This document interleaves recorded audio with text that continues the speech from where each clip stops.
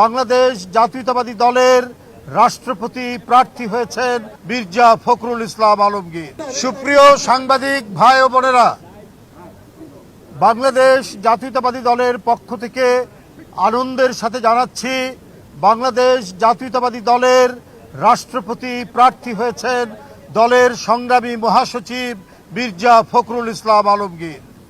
বন্ধুরা আমার, কিছুক্ষণ আগে দলের সম্মানিত চেয়ারম্যান এবং গণপ্রজাতন্ত্রী বাংলাদেশ সরকারের প্রধানমন্ত্রীর সাথে বৈঠকে এই সিদ্ধান্ত গৃহীত হয়েছে, বাংলাদেশ জাতীয়তাবাদী দলের প্রার্থী হয়েছেন মির্জা ফখরুল ইসলাম আলমগীর এবং তিনি প্রার্থী হওয়ার সাথে সাথে বাংলাদেশ জাতীয়তাবাদী দলের মহাসচিব এবং জাতীয় স্থায়ী কমিটির সদস্য পদ থেকে পদত্যাগ করেছেন।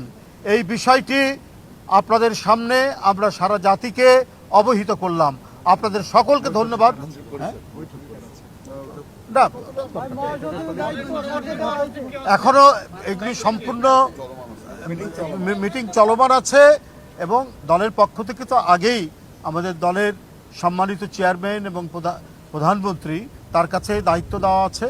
তিনি যে প্রক্রিয়ায় যেভাবেই হোক তিনি সেই নিয়ে মতামত নিয়ে তিনি সেটা জানাবেন, সেটা আপনারা পরে জানতে পারবেন। এখন শুধু দলের রাষ্ট্রপতি প্রার্থী মির্জা ফখরুল ইসলাম আলমগীরের নাম আমরা ঘোষণা করলাম এবং ইতিমধ্যে তিনি মহাসচিব এবং জাতীয় স্থায়ী কমিটির সদস্য থেকে পদত্যাগ করেছেন।